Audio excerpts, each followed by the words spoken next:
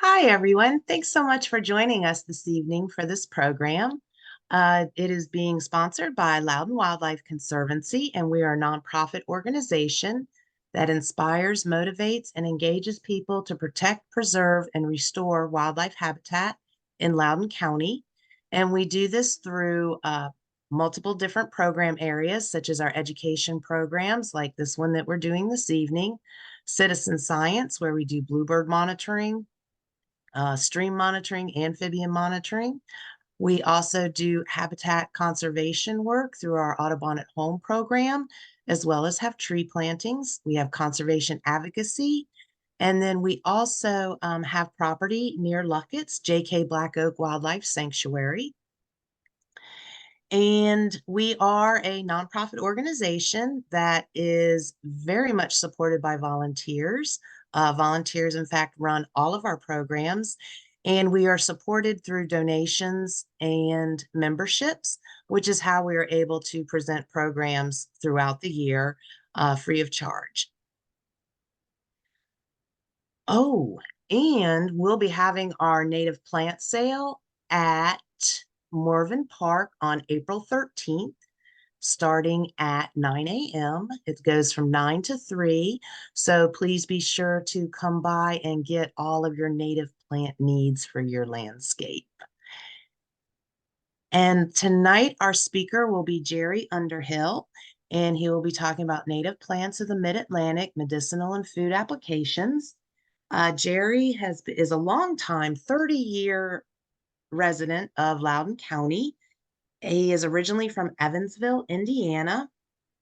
He has a degree in medicinal biochemistry from St. Joseph's College, and he learned plants and herbs from his mother and his grandmother. He has studied with David Winston, a world-renowned herbalist, and he works at Lidos. Is that correct, Jerry? I think they pronounce it Lidos, but the Okay. way it's spelled, it looks a little like Lidos, doesn't it? Okay. Lidos Biochemical Research.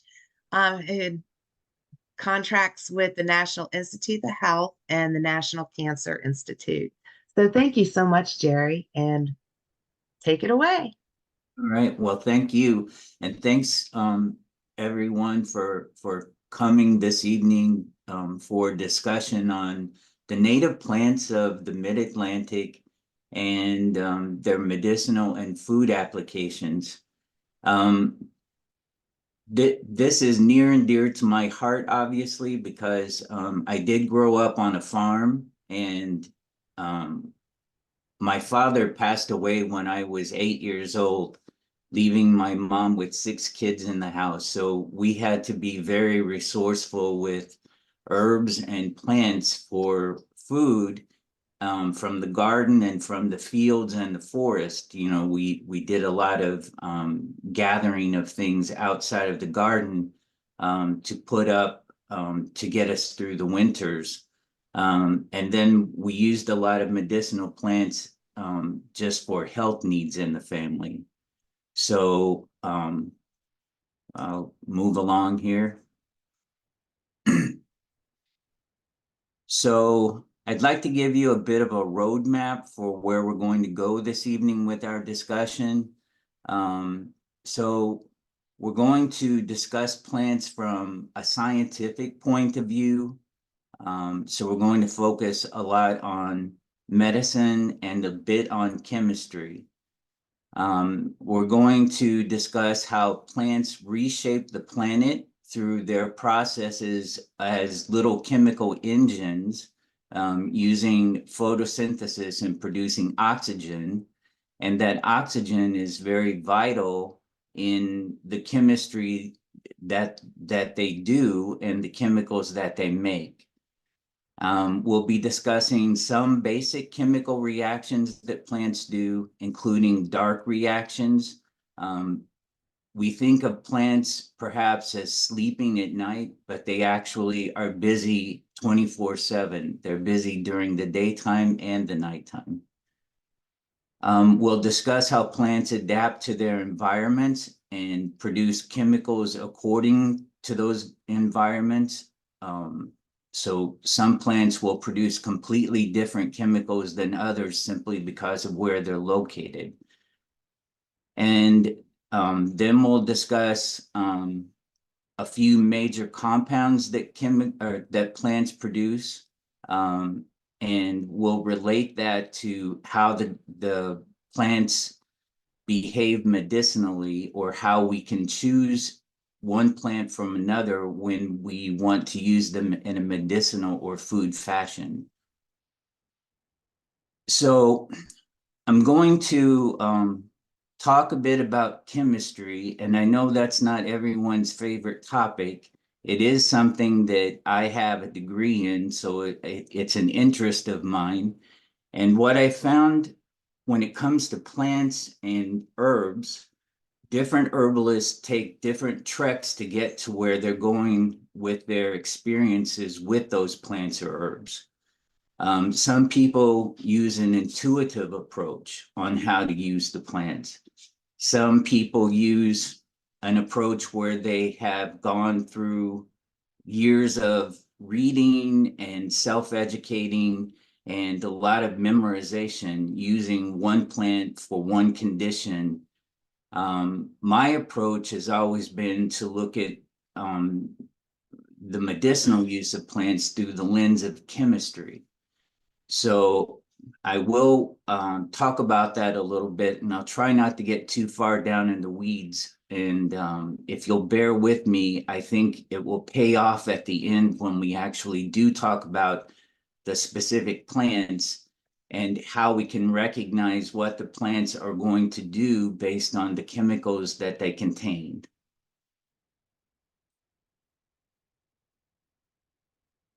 Another thing that I wanted to touch on briefly is a brief history of medicine in this country from the colonial period.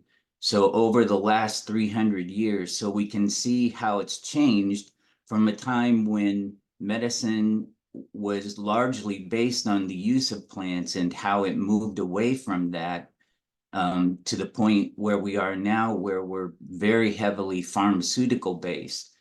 And then the renewal of the interest in herbs as for medicinal uses. And then we'll touch on a few definitions of things like tinctures and decoctions, just so that everybody gets an idea of what those definitions are. And then finally, we'll get to the plants themselves, and we'll discuss them in a medicinal way. So as I take a deep breath, I'm pulling in a good quantity of oxygen here, and I'm very thankful to have it. But life on this planet wasn't always that way. About 470 million years ago, the planet was completely different than it is now. There were no plants, and there was little or no oxygen. So none of the life that we recognize as living things would have existed at that time.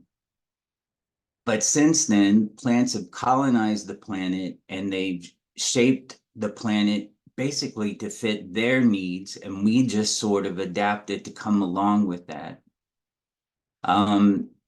During photosynthesis, which is the process in plants, the chemical process where light energy is captured and used to convert water, carbon dioxide, and minerals into rich compounds, they also then release back into the environment exogenous oxygen. Plants produce more than just sugary compounds that they would use to feed on. They produce a variety of chemicals, and those are some of the things that we're going to talk about today.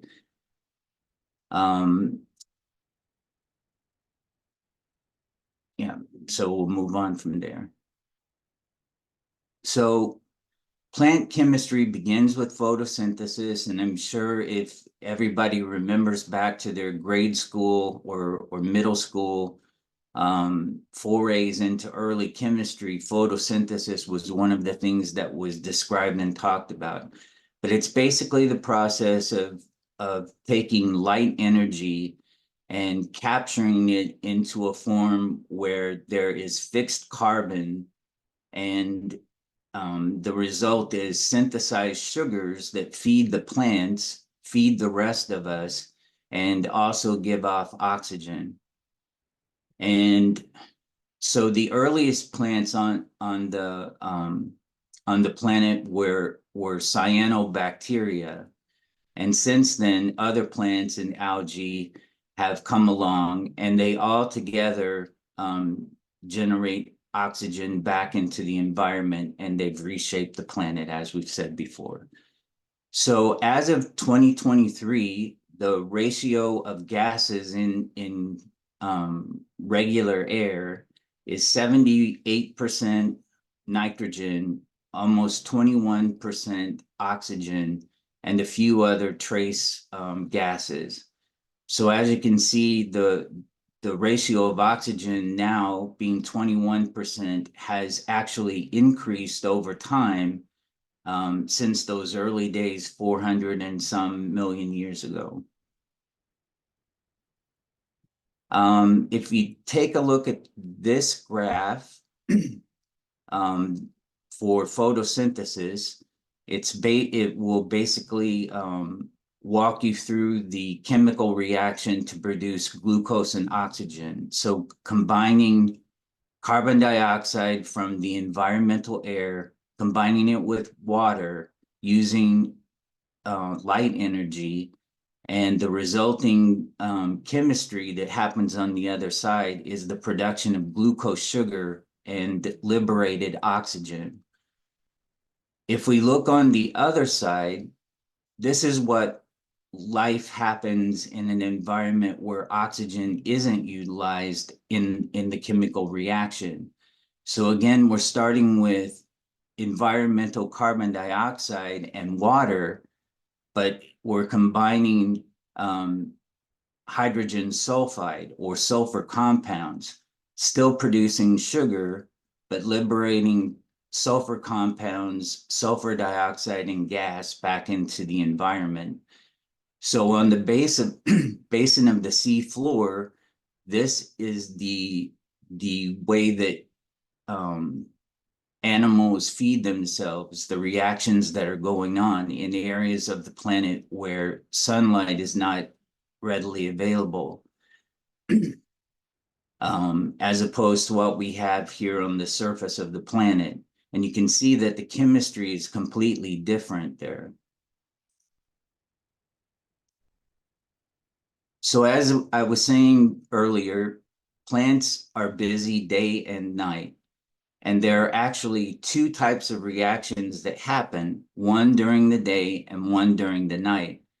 So let's take a look at the reactions that are happening during the day, and you can kind of follow along in this diagram on this side. So the daytime reactions happen in the grana, which are stacked with chloroplasts. So those would be the little stacked items on this side. Then the light energy directly assists in creating molecules that carry energy for utilizing to the next stage. During that phase, the plant generates two crucial molecules. And one of these is NADPH, and the other one is ATP. And both of these are mechanisms to store electrons, which is the electrical energy from sunlight. So these two energy carrying molecules are stored in chemical bonds, and then later they're used in the dark phase of photosynthesis. So the light dependent reactions are all happening during the day, and then at night the dark cycle happens, and that's also called the Calvin cycle. And here they're taking those two molecules that were produced during the day, the ATP and the NADPH, and using those to do two crucial things: fixing carbon and carbohydrate synthesis. So the sugars are actually being produced during the night cycle as opposed to the day cycle.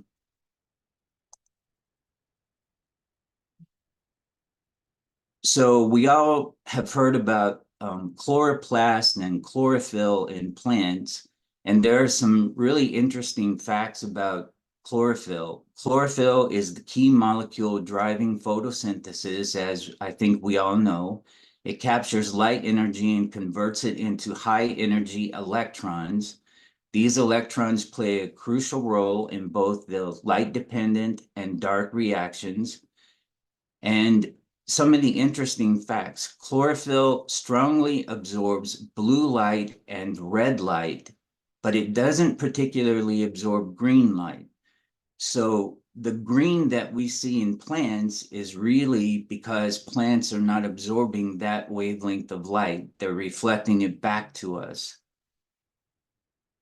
And chloroplasts have their own DNA and genes, so that points to the scientific conclusion that plants were probably a partnership with other organisms like cyanobacteria and other organisms in the distant past. And plants still form partnerships to adapt to their local environments today. So let's take a look at some of those adaptations that happen of different types of plants based on where they have learned to grow and thrive. So the Mid-Atlantic region is a really great region. It's one of the reasons that I chose to live here. We have everything from coastal shoreline and beaches through fields and meadows, hillsides, mountaintops, valleys, rivers, and lakes. So we have pretty much the full spectrum of what you could want to appreciate in an environment. And the Mid-Atlantic, if you're not sure of what we're defining here, consists primarily of states like Delaware, Maryland, New Jersey, New York, Pennsylvania, Virginia, West Virginia, and Washington, D.C. So, you know, we have everything here from coastlines and river basins and marshland, and the Appalachian areas, which the Appalachian Trail is not far from my home here in Western Loudoun County. So if we take a look at this picture, we're looking at haircap moss, and this is a moss that grows on rocky crags near the coastline and beaches. And it grows in environments where it's usually moist and shady, acidic, lots of sunlight, and loves to grow on granite outcroppings, and loves the coastal environment or coastal plain environment. And some of the uses of this plant: to make teas that dissolve kidney and gallbladder stones. And it's even been used to straighten hair. And I think part of the uses that have come from a plant like this have been in thinking that if it grows on stone, then it has some effect on stone. So historically, that intuitive use of plants as medicine or medicinal uses, this would be one of those things where people have used it based on what they assume that it must be good for, but it's not necessarily a scientific use. Some plants have complex life cycles. So a plant like Trillium, you know, it grows. This is a plant that is more of a woodland plant as opposed to the coastal plains. It's short, growing to the ground, has beautiful flowers. So this plant blooms primarily in the springtime, and then it's gone. It's difficult to find or recognize. So its life cycle is designed in a way where it only appears at a certain point of the year where it's productive, and then it does its work in the roots underground. And the same thing over here. For everything, there's a season. And so a columbine plant is predominantly an early season plant. And then it goes away and it does most of its work underground. So plants have adapted to their unique locations, and during those adaptations, they've developed a variety of strategies for survival. One of those strategies is the production of chemicals for growth, reproduction, protection, attractant for companion insects and plants. Phytochemicals are naturally occurring biologically active compounds in plants. And now we're going to talk about some of those distinct chemical groups that plants make. And these are all going to be important when we move on a little farther and talk about those specific plants.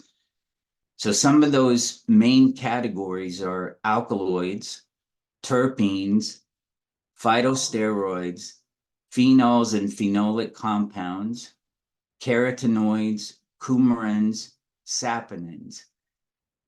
And when you hear these names, some of them are what they sound like. Saponins are soapy type compounds. Coumarins you've probably heard of because we have pharmaceutical grade blood thinners, and these do exist in plants as well. Carotenoids are the plants that we recognize as being pigments of one sort or another. Phenols are ring structures in plants. Phytosteroids are plant-based steroids. Terpenes can be long-chained compounds that are responsible for how things smell. And alkaloids are those important chemicals like morphine and caffeine and nicotine that we really couldn't make it through a day without with some of those. So we'll take a brief look at alkaloids. Alkaloids are one of the most important biologically active compounds. They have diverse and important physiological effects on humans and other animals. And some of those, again, that you might recognize are morphine, strychnine, quinine, ephedrine, and nicotine. All of those being originally isolated from plants. Alkaloids are especially common in flowering plants, and as many as 25% of the higher plants or flowering plants contain different types of alkaloids. Plants like the opium poppy and the ergot fungus contain at least 30 different alkaloid compounds that we've identified so far. And so why do plants produce alkaloids? Well, the answer to that is I don't think we really know at this point. We're still investigating that. What we have seen from scientific studies is that some plants concentrate alkaloids just prior to seed formation, and then once the seed is ripe, the alkaloid content will drop. So it may have some important function that has to do when plants are setting seed. Alkaloids are also protective, and they are defense mechanisms for insects for certain plants. What makes alkaloids so special? One of the things that makes them a very special chemical is that a nitrogen atom is always connected in the structures of the chemistry. And that has an important biological function in living creatures, especially humans.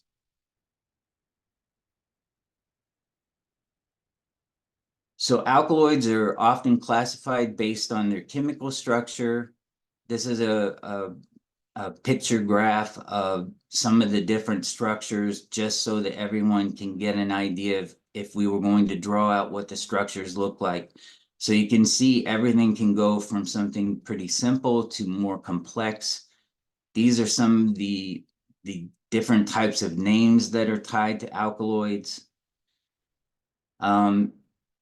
And again, some of those alkaloids that you may already recognize, morphine, and what do we have a use for that for? It has an effect on pain tolerance. Strychnine affects nerve signals to muscles. So in surgery, in low doses, it can actually be used as a medicinal molecule or compound. But in higher doses for rats or mice, it can actually be used as a poison. Quinine, we found a use for that to combat malarial parasites. Ephedrine, we use it as a decongestant and a bronchodilator. Nicotine is actually more of an insecticide and can actually make a pretty good insecticide if you have a smoker in the house. If you round up the old cigarette butts and soak them in water and make like a tea out of those, you can actually use it to apply to some of your plants for problematic insects. But it can also act as a stimulant. Caffeine is a stimulant. Cocaine is an anesthetic. And the compound that goes into making curare, which comes actually from a dart frog, that's also a muscle relaxant, but it's also an alkaloid. Vincristine and vinblastine are also alkaloids that come from vinca, and very prominent use in chemotherapy. And the list goes on and on. Alkaloids are probably one of the largest and most useful compounds that plants produce that we can use in a medicinal context.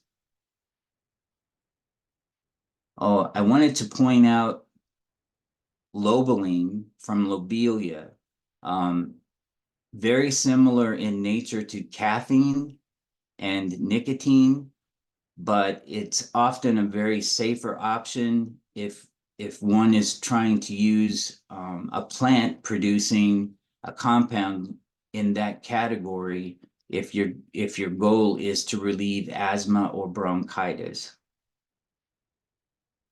So almost 30,000 alkaloids are listed in the Dictionary of National Products just within the last few years. And, you know, the thing we were discussing earlier, talking about earlier with strychnine in low doses being helpful in surgery, but in higher doses being a potent poison. So there's a very old saying from the Greeks, and that is everything is a poison and nothing is a poison. It's all in the dose that makes it a poison.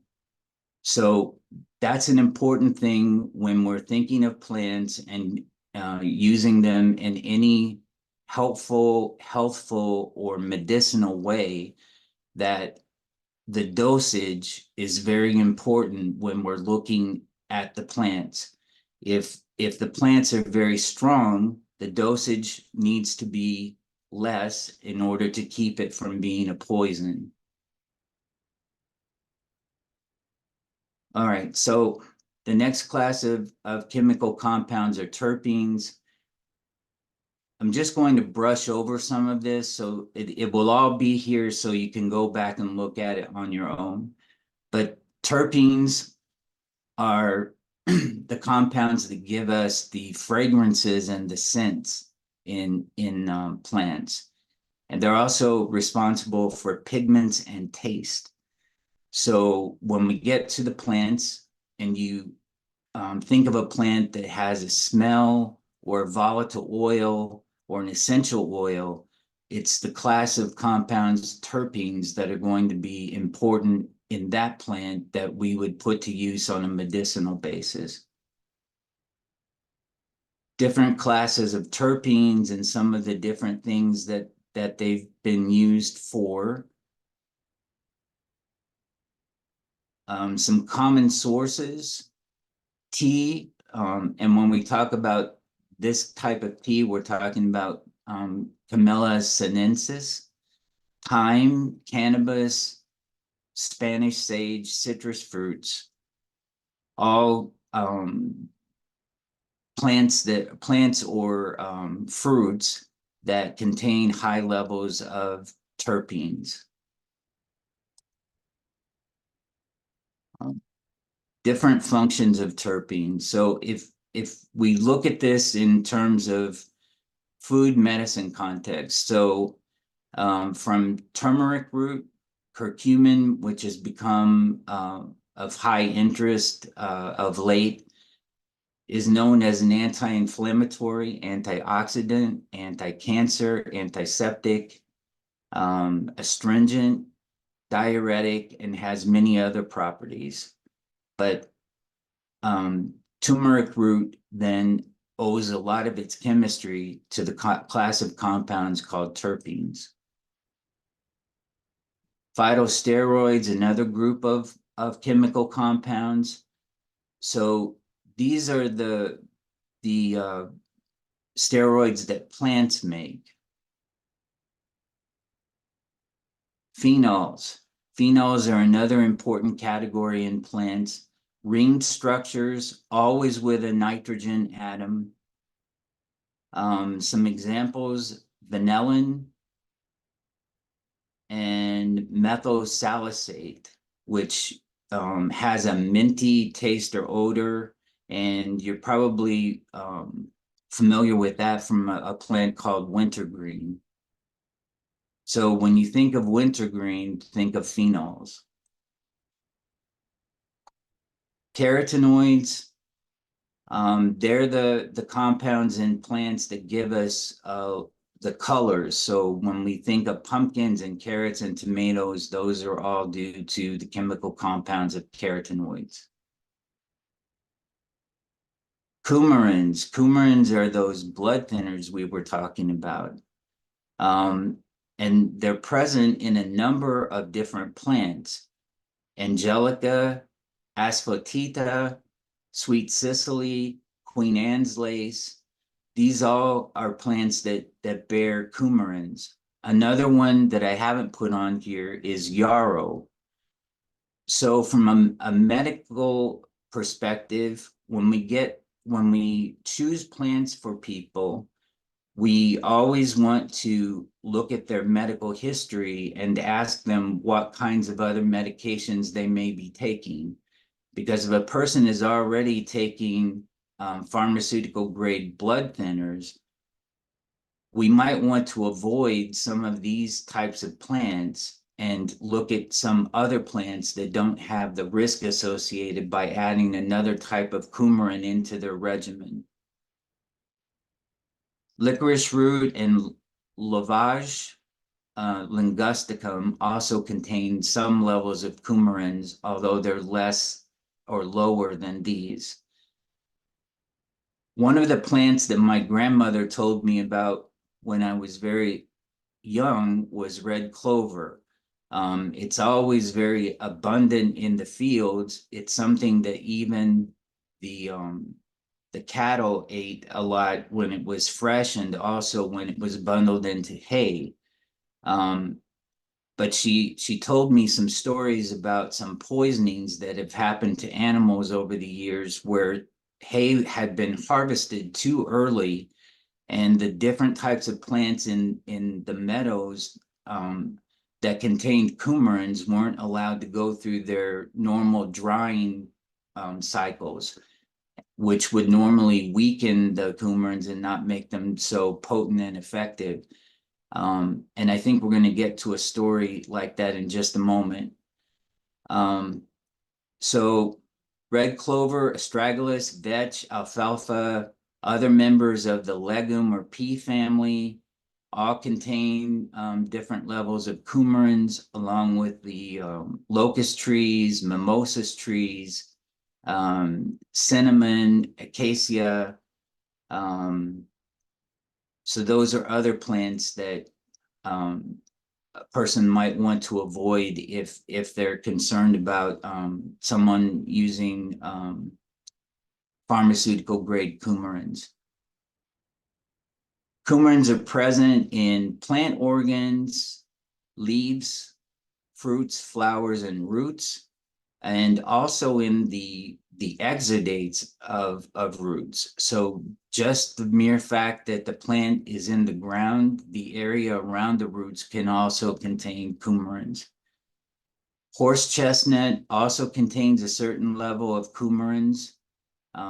So that's something to be aware of. Let's go back one more step. So the important action in the body that this group of compounds is responsible for: lowering blood pressure if it's in the right dosage. Remember that thing about that distinguishes a poison from a medicine. We can use it to thin blood. We can use it to relieve pain and contusions and bruises. And we can use it to alleviate blood stagnation or congestion, and especially those things associated with muscle spasms where things just seem to be congested and blood isn't moving. So this is the story I was telling you about coumarins in the field with hay. So in the 1920s, cattle in North America developed a fatal hemorrhagic disease. And at that point, they didn't know what was causing it. So they investigated, and what they found were that damp conditions had caused some of the hay to mold and spoil. This happens a lot when hay is baled up too soon, left in the field, and gets wet on the outer surfaces. So chemical analysis later found that the animals had been affected by coumarins, and they tracked it back then to the fact that the hay had been harvested and baled in such a way that the coumarins hadn't had time to disintegrate and become less effective. Saponins, this is the soapy compounds that we were talking about before. Looks like my slide has shifted a little bit here. But these are the compounds that give us the biological activity of being able to combine both to polar and non-polar substances. So being able to connect fats and waters together. If you think about what soap does in your kitchen sink when you're trying to wash a greasy bowl, that's the same type of activity that happens when saponins are introduced from plant chemistry into your body. So they're amphiphilic. They act as emulsifiers and surfactants. And again, they're able to bond polar things with non-polar things.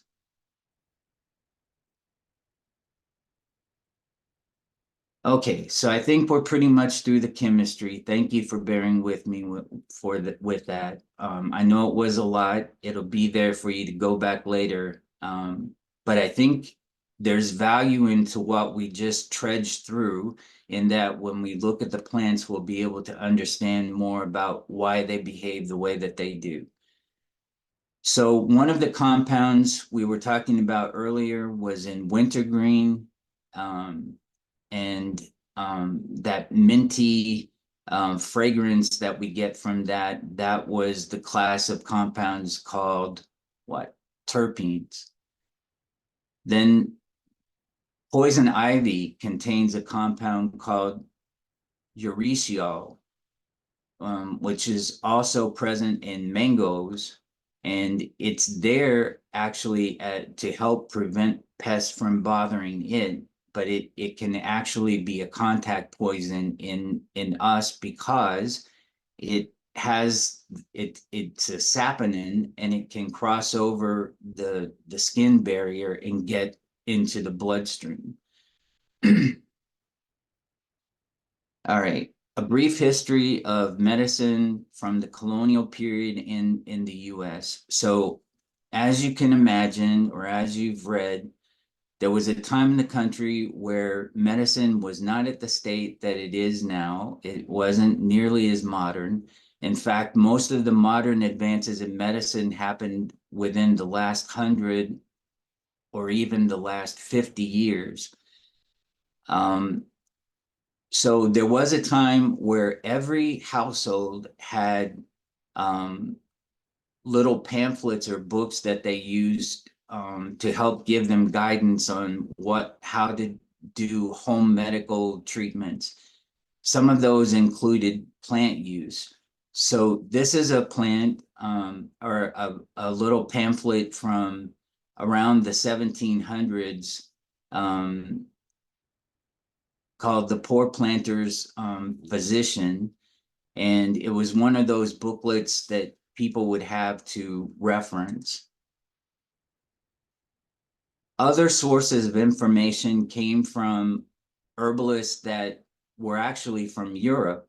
Nicholas Culpeper from the 1600s, still an herbalist that's referred to today from his studies and his writing, but a lot of households had information that came from Culpeper's herbal.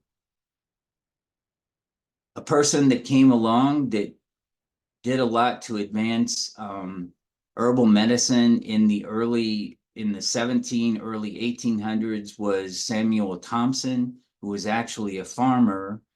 And he investigated heavily a plant called lobelia, which he eventually incorporated into every treatment that he utilized.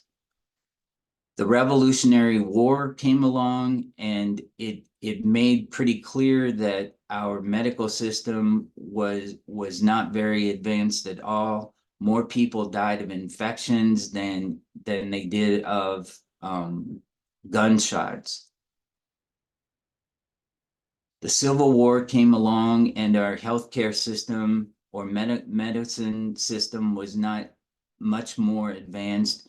Again, more people died from battlefield injuries and disease than they did, from other things. Poor sanitation was also a problem. Poor diet. And during this period of time, about the only thing people had to use was plants. And if a person wasn't skilled at using them, then their outcomes were not that good. In the mid 1800s, the Lloyd brothers came along, and they actually grew up in Kentucky and moved to Ohio. And the Lloyd pharmacy was still there until the 1930s.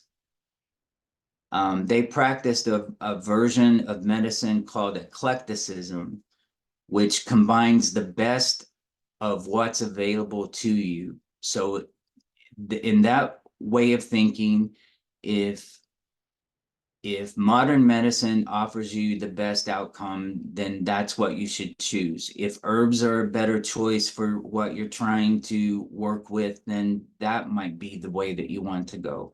So an openness to include all forms of medicine, which is something I think is being embraced again today. World War II came along, and even though medicine had advanced to some degree, there were a lot of shortages during the war. So there was actually a call out to herbalists in both Europe and the United States to help gather up supplies of different herbs to treat soldiers um, for the wounds and conditions that they were facing. And then, so some of these alkaloids that we were talking about before, the different periods of time that they were first being extracted chemically, and once they were extracted and concentrated, they were actually used in drug form and no longer used in plant form. And things that are concentrated as drugs are always have the potential to be stronger and more toxic to us than they are if we use the whole plant. So there was a standard phrase in the 1930s that actually came from the DuPont company, better living through chemistry. And I think that's where it was during this early period in the 1930s that we as a people shifted away from seeing a value in the use of plants for medicinal purposes, and we put more of our emphasis on using concentrated drugs from these isolates that in many cases came from plants.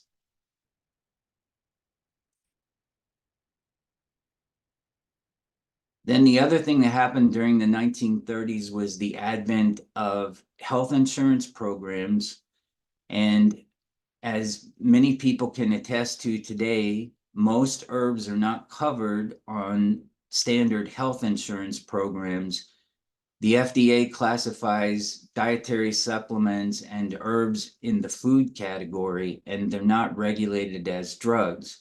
So there are benefits to that, but one of the downsides is that if a person is paying for health insurance, they're less likely to spend the money to utilize herbs or to buy herbs. So if you're going to use herbs, it's really good to have them growing outside your door in your garden or your yard. And that's one of the reasons why everybody should consider planting native plants, because they'll be right outside your door and you can go outside and gather what you need for your teas and tinctures and whatnot. Okay, a few basic terms for preparations of different herbal ways to get herbs into our body. So decoctions, these are long simmered teas. These would typically be used for things that are tougher or dried or hard, like hard roots, dried berries, barks, mushrooms. And this is basically using a slow, low simmering technique over a period of time to extract out those chemical constituents we were talking about earlier. If you tried to make a traditional tea with some of these harder dried forms of herbs or herbal matter, you wouldn't be able to extract out the compounds that you wanted. So here's a typical method for making a decoction. Then a glycerate, this is an extraction that is made alcohol free using vegetable glycerin instead of alcohol. There are lots of reasons why you might want to choose this route.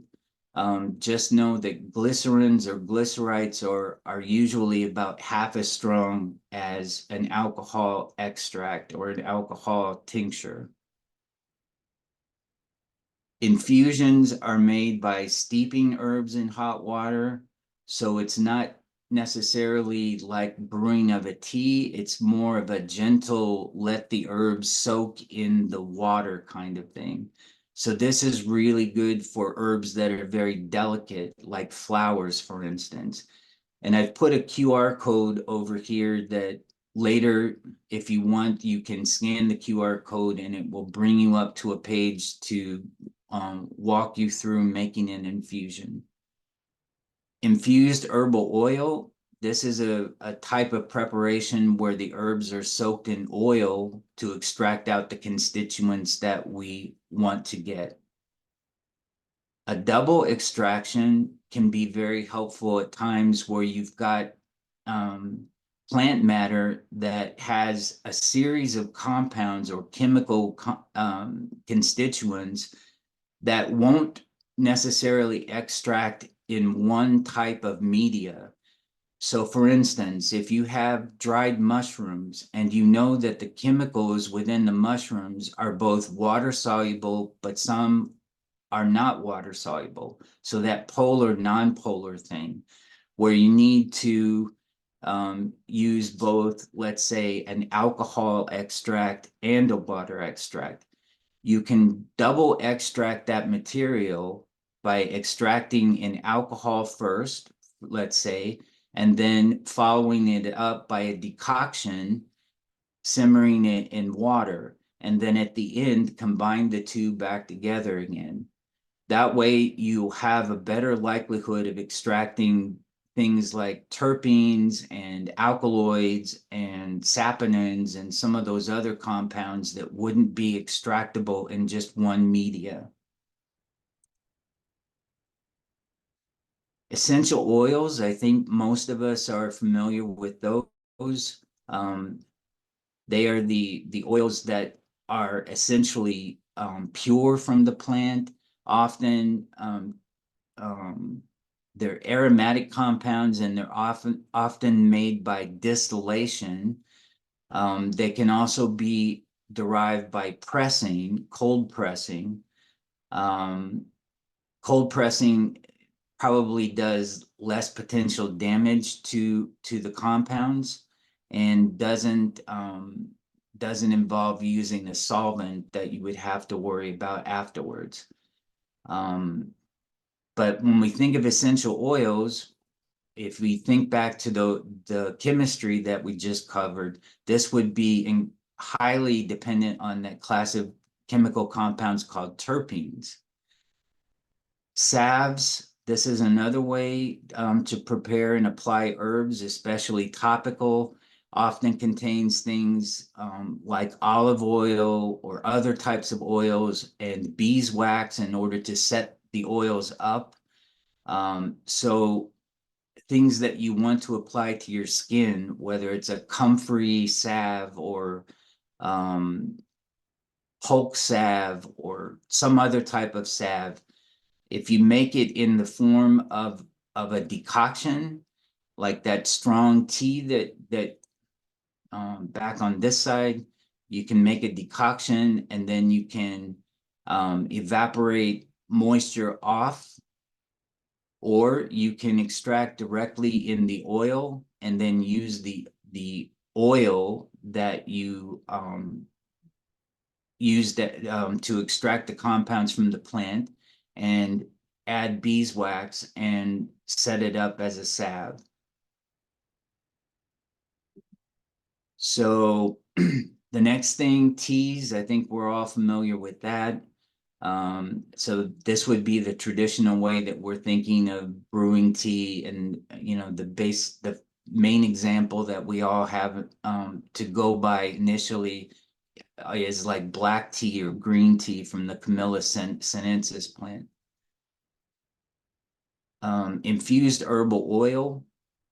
So again, using oil to extract plant out. This is basically putting plant matter in the oil and covering it up and putting it in a cool, dark place for a period of time, and then straining out the plant matter. And then aromatherapy, this would be the practice of using volatile oils from plants, and this can be derived in any form, used from the essential oils, or just enjoying the plants as they are in their natural state with their fragrances. Hydrosols, these are a basic way to make a hydrosol would be to put plant matter in the basin of a pan with some water. Take the lid that would normally sit on the pan, if the lid bows upward like this, turn it upside down so that the lid has a conical shape pointing down, and then put a collection bowl right underneath that. And what happens in this sort of setup is that the oils from the plant will steam at a certain temperature. They will hit the lid of the plant, condense, and fall back into that collection bowl in the middle of this setup. These hydrosols then are kind of like concentrated oils, and you can use those in your applications. Tinctures, these are extracts of plants where we put the plants in alcohols and extract them that way. This is one of the most common ways to extract constituents out of plant material. And then we have infusions and extracts. And let's move on here. All right. So it's 8 o'clock. I've taken you through an hour of things beyond the plants of the Mid-Atlantic, and thank you for sticking with me for that. But I think as we go through now with the plants, as we talk about the different actions that they have in the body or how we would use them medicinally, think about those chemical compounds that we also talked about earlier. So let's start with yarrow. Yarrow is traditionally used for wound treatment. It can also be used to stop bleeding, especially if the leaves are dried and powdered and you sprinkle it on top of a cut or a bleed. It helps to form a matrix for the blood cells to start scabbing over. It can be used as a digestive herb, a diuretic. It has anti-inflammatory properties, anti-spasmodic, so it calms muscle spasms, particularly in the digestive tract if it's taken internally. It's antimicrobial. It can lower blood pressure. And one of its other main uses is that it's diaphoretic, so it reduces fever and induces sweating. Because it's diaphoretic, it's often used in treatments of pneumonia and bronchitis, and it can stimulate blood flow, especially to the pelvic regions. So let's go back again. So at the bottom, I've listed some of the chemical compounds that we associate with yarrow. So flavonoids, phenolics, coumarins, saponins, that soapy substance, bitters or bitter alkaloids, bitter glycoalkaloids, and terpenes. So anyone who's familiar with yarrow, if you touch the plant, you know it has a very distinctive smell. So those would be coming from the terpenes. The coumarins are those blood thinning properties that we saw that we can get here by stimulating blood flow, also helping to be used as the diaphoretic action. And then the bitter alkaloids, these are the things that would probably be responsible for wound healing, and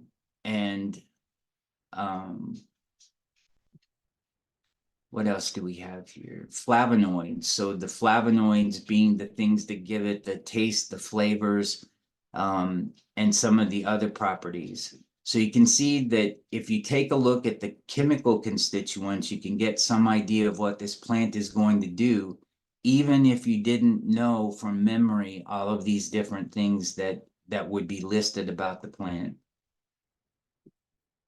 The daisy families, we often think of things like arnica, which is also in the daisy family. So arnica, calendula. But these we associate with bruises and contusions, with moving blood, with heavy menstrual bleeding, respiratory congestion. It's we also use this plant for stimulating digestion, stimulating the flow of gall from the gallbladder. If a person's really having a lot of indigestion and not being able to digest fatty foods, if they have issues going on with a stagnant liver, kidney function being reduced.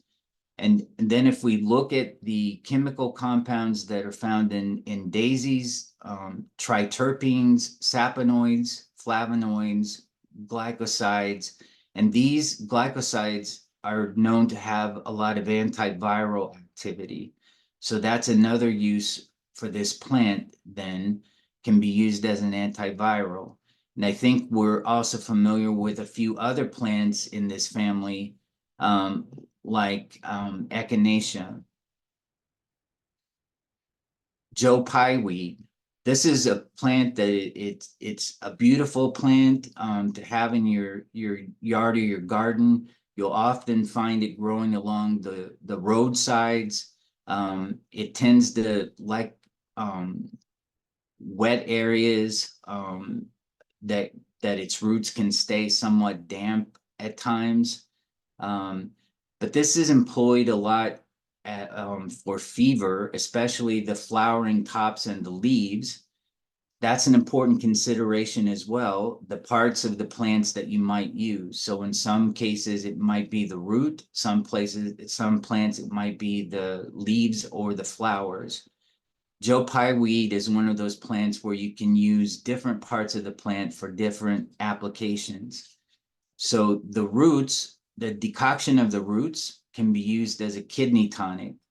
It's diaphoretic, so it induces sweating. And it's also good for fevers. It's bitter, so it's good for digestive complaints, especially those associated with diarrhea. It's diuretic, so it moves and reduces fluids. So some of the compounds that we associate with Joe Pye weed are terpenes, phenolics, alkaloids, and I would also add in here tannins.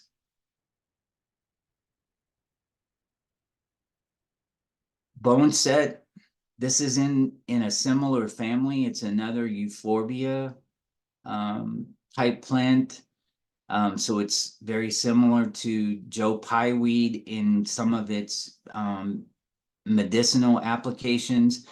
Diaphoretic again, diuretic, applications for fever if we use the tops and the leaves, lung congestion, kidney tonic. So a lot of overlap from Joe Pye weed. Again, terpenes, phenolics, flavonoids, alkaloids. Goldenrod, solidago in Latin means to make whole. So this plant is often used in a scenario where a person is just not doing well and we haven't quite identified what's going on with them, or if we want to combine goldenrod in a formula with other herbs to pull it all together and make it whole. Goldenrod is a plant that is used for fevers, the flowering tops and the leaves, or the young plants. It's also used for muscle aches and spasms. We use it as a vulnerary wash for wounds. And for this, we would make a strong tea or infusion. If we take a look at some of the compounds here, again, saponins, flavonoids, terpenes. This is the typical flower we see with goldenrod. And this picture here is where a gallfly has bitten the stem and laid their eggs. I used to find that fascinating when I was a kid. I never knew what that was, but I thought it was really great. And for one of my art projects in school, I actually snapped off a bunch of these and used it to make little types of primitive dolls. American ginseng. This is one of the plants that we have a lot of research on because it's been valued for so long and it's worth a lot of money. So one of the main things that I would like for you to use as a takeaway for ginseng is that it's been found to help with a condition called oxidative stress. This is a type of thing that I think nearly all of us are faced with in our daily lives.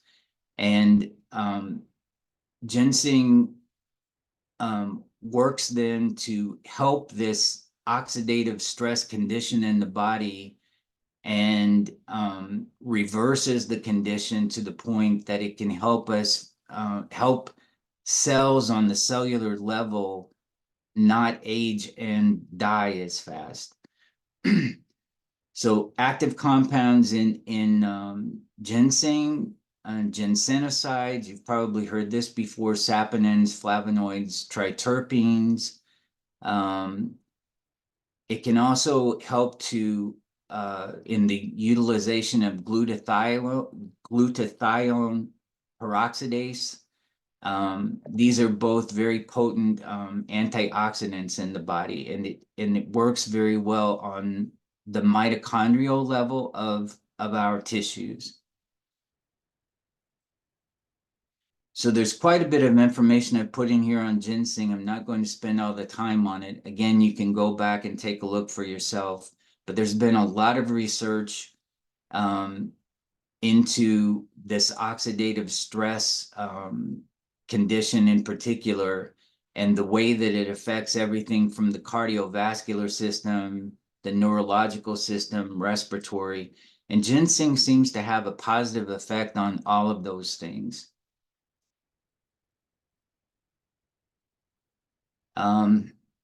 American ginseng is obviously a very valuable plant. Currently, the dried roots sell for about $1,000 a pound. The plant first became a moneymaker in the colonist time when two Jesuit priests in the Appalachian area, one of the priests had actually had contact with the Chinese and trade with the Chinese and knew that they valued ginseng very highly. They introduced American ginseng to the Chinese, and it's been a moneymaker ever since.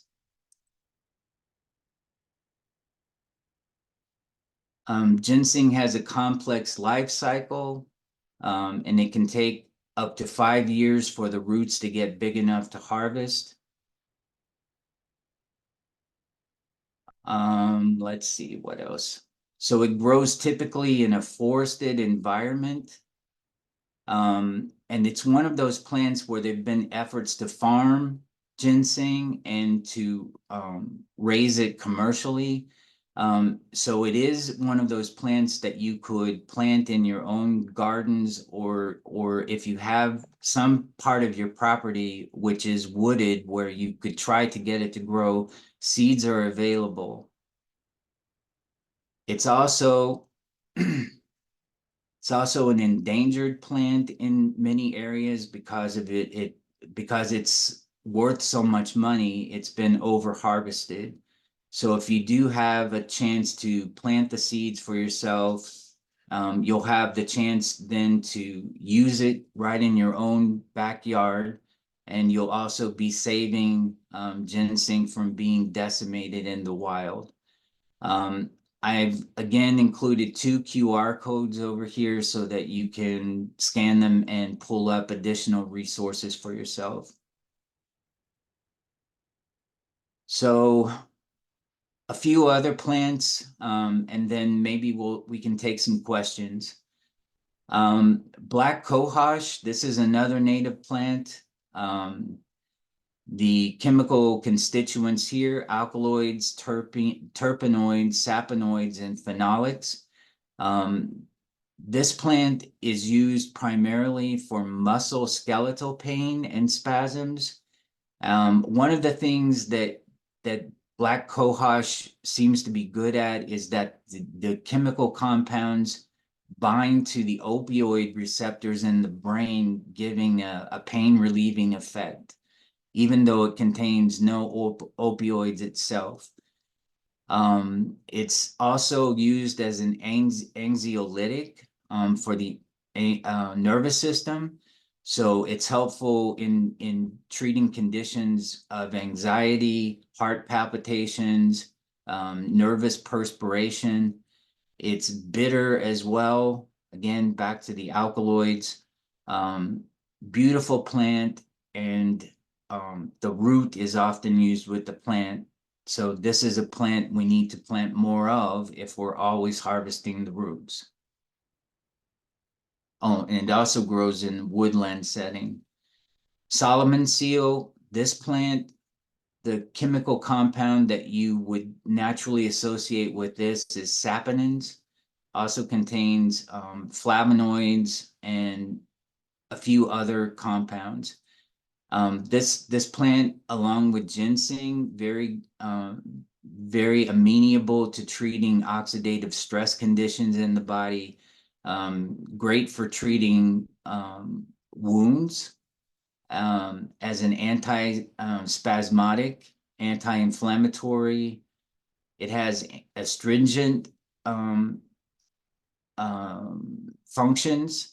It's demulcent, which means that it is moistening or wet. It can help improve moisture conditions in the body. So if somebody is very dry or dried out, tissues are dry. It can also be diuretic, though. It can pull fluid from the kidneys while supplying fluid to other areas.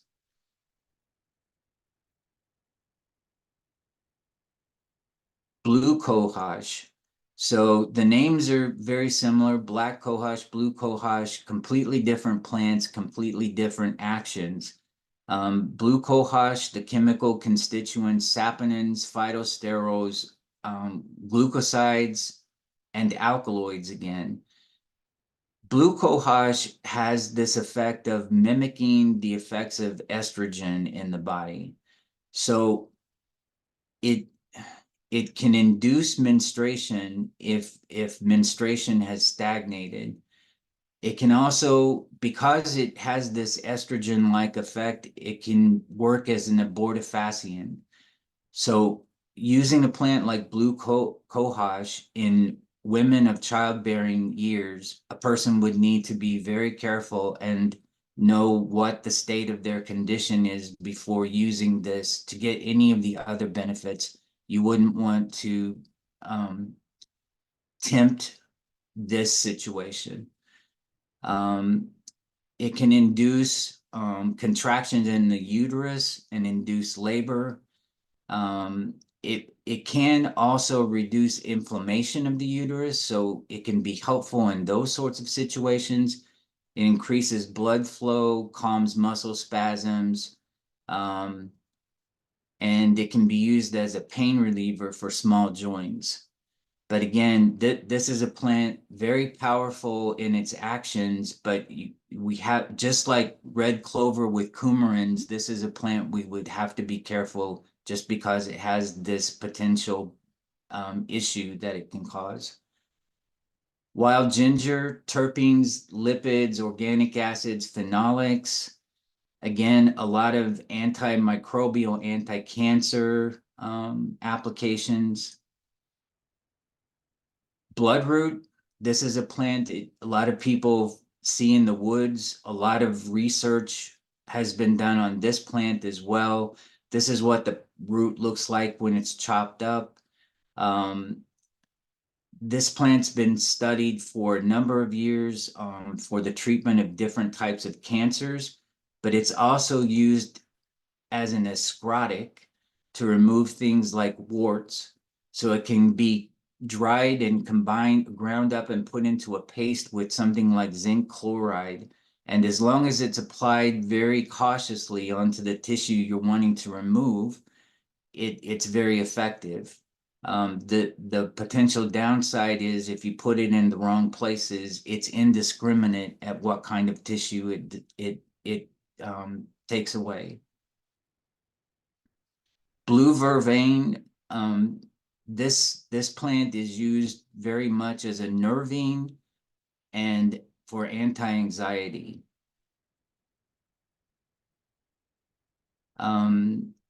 I've included a couple of combinations for a nerve tonic, something to be used in the times of fever, and for a menopausal remedy. So everyone can go back and take a look at those later. Washington hawthorn. This tree or shrub is in the rose family, contains a lot of similar compounds, flavonoids, terpenoids, a lot of terpenes. The thing that hawthorn is known for is protecting the heart, hypertension, angina, those sorts of things. And it's also a very effective diuretic. Wild indigo, the thing this is associated with is anti-infectives, and primarily because of the alkaloids that it contains. Meadowsweet, beautiful plant, very good as a musculoskeletal pain reliever because of the salicylates. This actually contains more of this salicylate compounds than willow bark. Salicylates, if person's not familiar with them, are a precursor compound to the manufacture of aspirin. So it has similar effects in the body, but it doesn't have all the downside effects that aspirin does. Salicylates tend to take longer in the body to work, so you have to use the product longer for the relief to set in. But once it sets in, it's more substantial than aspirin. This is also good for modulating stomach acid. White birch, anti-inflammatory, but it also contains betulin. Betulin is a compound that is condensed in a type of mushroom that likes to grow on birch trees called chaga mushroom. Chaga has been studied as an anti-cancer source because of the betulin compounds. Elderberry, I think many of us are familiar with this, being an immune amphoteric. It's antiviral, diuretic. This plant also helps with that condition of oxidative stress, lowers blood pressure, helps improve the good cholesterol. And again, the range of chemical compounds in this plant, polyphenols, antioxidants, phenolic acids, and terpenes. Wonderful source of a lot of good chemicals that can be used medicinally. And it's a beautiful plant to grow in your yard as well, yard or garden. Bee balm, the Monarda family. This is in the mint family. One trick to help identify something in the mint family, if you run your fingers along the stem of the plant, you'll feel that most of the mint family plants are squared off rather than round. The mint family has everything from spearmint and peppermint to things like bee balm and lemon balm and any number of other varieties. All of the mint family tends to work as nervines, antispasmodics, digestive bitters, and digestive support. Somewhat as an analgesic, especially with the oils. And some of the compounds here, terpenes, tannins, bitter alkaloids, saponins. Motherwort, another plant in the mint family. This plant we use a lot to lessen blood clots. It's also used heavily as anti-anxiety, um, especially if it's combined with plants like blue vervain. Um, it's been used for conditions with mothers and women for a long time. That's how it got its name.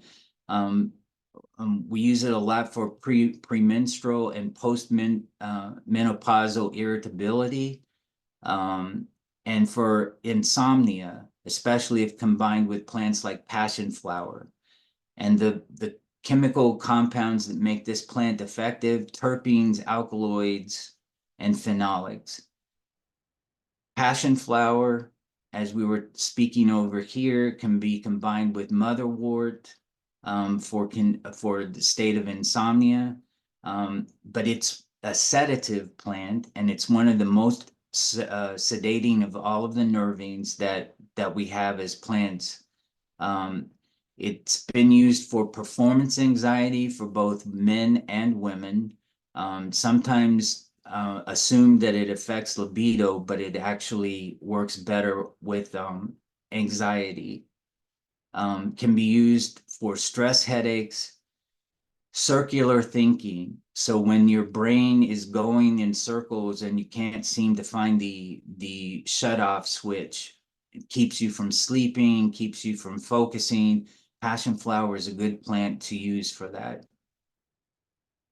American linden tree, nervine, antispasmodic. This is a plant that is gentle and safe to use with children. It's been used a lot, combined especially with plants like hawthorn, lemon balm, or chamomile as an ADHD calming treatment for children. You could also translate that into adult patients, elderly patients. Um, it's also great combined with passion flower or lavender for bad dreams. Black locust. I'm going to bounce through some of these other slides so that we have a few minutes for questions. So they'll be here for you to go back later. But everybody, I think, has seen black locust, and the most powerful part of this plant are those beautiful flowers.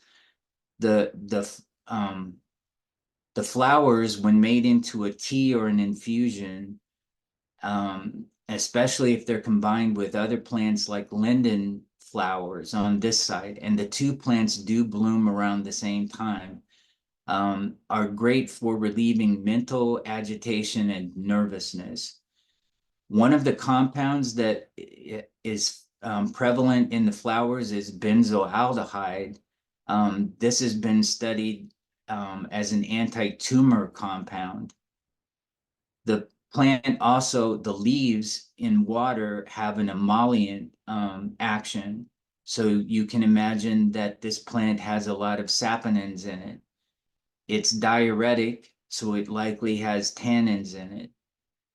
It's antispasmodic.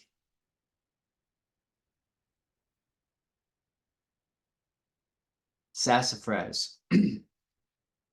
This is a plant that I was familiar with growing up, and I think most kids are, especially if you grow up anywhere from the Mississippi River eastward.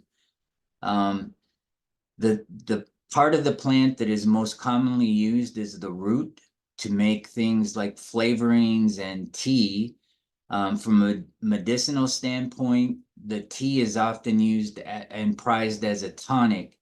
It has a very specific flavor. It has this smell and flavor that's similar to root beer.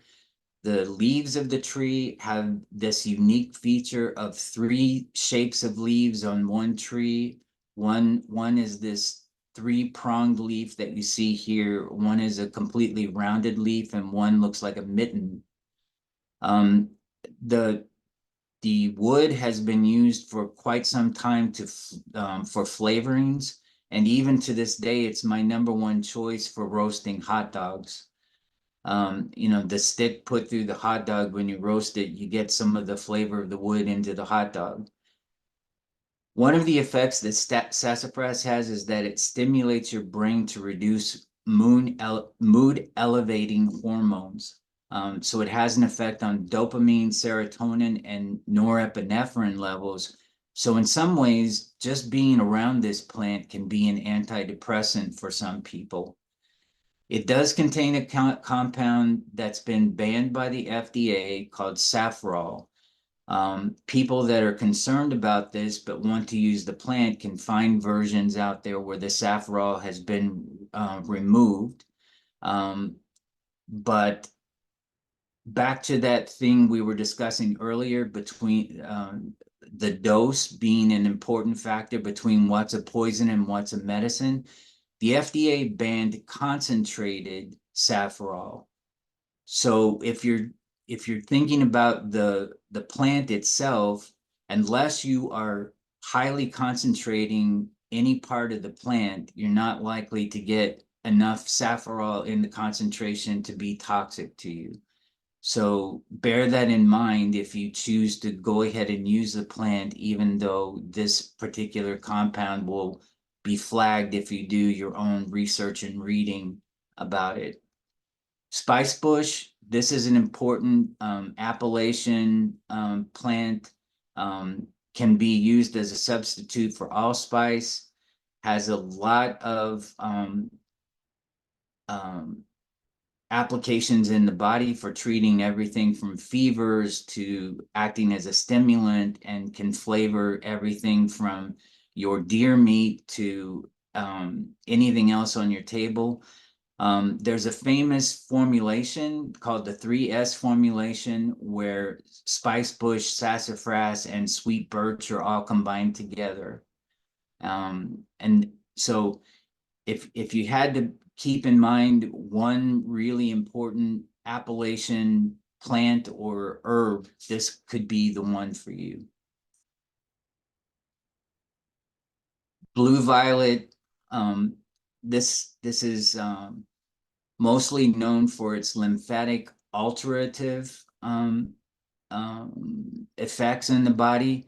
Alteratives gradually restore proper functioning. So this is not a plant that's very aggressive. It's extremely gentle. You can use it on people that are in fragile condition. You can use it with children. It's a mild laxative. It's demulcent, so it's moistening. And because of that moistening effect, it's a good choice when your body feels hot and dry. Violet is a good herb to consider in your treatment protocols. Lobelia was that plant that Samuel Thompson, that person we talked about from the 1800s, this is the plant that he incorporated in a lot of his formulations. And as you can see, it looks like I didn't fill everything in here, and I'm sorry about that. But this plant has been used in studies for drug addiction because it binds to those receptors in the brain that seem to trigger addictive behavior. Those compounds being alkaloids. And it also contains a compound called lobeline, which is very similar to nicotine, but without as much of the toxic effects. And it's been used sometimes as a quit smoking aid. Poke root. This is a very powerful plant, very strong. So I'll start off by saying any parts of the plant that are used should be used in low doses. So if it's a decoction or a tincture of the root, you should use it in drop-wise fashion. Start with 1 drop at a time. You might even use 1 drop a day and see how your body responds to it before you proceed. It has a very strong effect on the lymphatic system. It's an immune stimulant. So unlike other plants that seem to negotiate with your immune system, Polk often takes on the term poke, P-O-K-E, because it does have this tendency to be kind of rough and brutal at the fact that it pokes your immune system to get it going. Um, it does have some very powerful effects in the body. Its compounds contain alkaloids, oxalic acid, which is one of the reasons why if you make poke salad or eat poke greens, you want to wash or cook the plant in several washings of water, discarding the first 2 or 3 to get this oxalic acid washed out of the plant before you consume it. And there's usually no reason to plant pokeweed in your yard or your garden. It typically finds you because the seeds are carried by other animals. And what I will also add is that if you don't want it in your garden, pull it out while it's young. The sooner you get the plant out, the easier it will be to remove, because the older the plant gets, the deeper and larger the root. And I have seen some roots as tall as a man and as big around as their waist. So the roots can be impossible to dig out if you don't get to them early. Red root and coneflower. Everybody's probably familiar with coneflower, so I'll bounce back over to red root before I stop here. Red root is a lymphatic system stimulant. It has been used for pneumonia and chest colds, urinary tract infections. The thing about this plant is that where violets and Solomon seal are very moistening, this plant is very drying. That's its main action, the tannins and the alkaloids. So if you want to pull water out of your body, this would be the plant to use. Okay, well, thank you for bearing with me. We made it through. I know it was a lot of information and a lot of material. I'm hoping that we have an opportunity to do more of these in the future. I'm considering doing plant walks where we actually go out into an environment, walk around, look at the plants and discuss. We can do group discussions then on the actions of the plants and identifying them, etc. Could also do expanded looks at the medicinal uses of the plants and pull in other herbalists to be guest speakers if that sounds like it's something good for everyone. But I'll turn this back over to Kim, and if you have questions, we can have a question and answer session. Thank you so much, Jerry. Um, MJ would like to know, first she says, thank you for, or he says, whichever it is, thank you for sharing this valuable information. Which plant did you say straightens hair? So that was one of the plants at the very beginning. That was a type of moss that grows on granite rocks by the seashore. Let's see if we can get back there.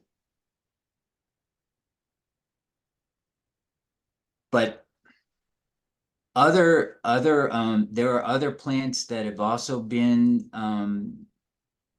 said to be used as hair straighteners. A lot of them, horsetail is a plant. I don't know if it grows here on the East Coast, but on the West Coast, it likes to grow in the same type of environments where it's marshy and rocky. Horsetail grows like a kind of like a rope with these joints in between, and it's full of silicates. So it extracts silicates from the rocks where it's growing and embeds it into the plant. And it's the combination of the chemical compounds of those silicates that act as hair straightening benefits. Yes, horsetail does grow here. Yeah. So it was one of the plants I didn't cover, but should have covered. Let me see where. So if there's another question, we can start thinking about that one while I get Oh, I think we're almost there. There we go. Haircap moss.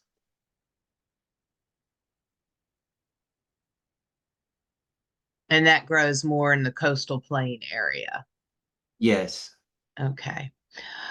Carrie says, so someone allergic to aspirin shouldn't use meadowsweet. Is that correct? that is true. They if you know you have a known allergy to a chemical compound, you should avoid using plants that have those compounds in them. That's one of the benefits of drudging through all this chemistry that we took a look at. They shouldn't use meadowsweet. They shouldn't use willow bark. There's a variety of plants. And when they're looking these plants up and they should, you can type in the name of the plant and type in chemical constituents, or you can, go about it that way so that you can see what the chemistry is in the plants. And if you see something that alerts you, a chemical compound in there that you think is going to be problematic, you should avoid it. But yes, meadowsweet would be a plant to avoid if you know you have an allergy to aspirin. Okay. Kim says, thank you for the great information. And MJ, who is Meg. So the moss is a rarer find then. I mean, Well, everything is about location, location, location, say in real estate, right? So a person that lives in that environment may encounter that more often than here. I mean, we're on the western side of Loudoun County near the mountains. So we're not as likely to see that as they would on the East Coast, but then they're not likely to see spice bush, so it's a trade-off. yeah, but somehow I think everybody will see pokeweed. I think it has a way of making its way around everywhere. Marie says, thank you very much for the interesting and informative presentation. Monica says, thank you for a great presentation. And does anyone have any other questions?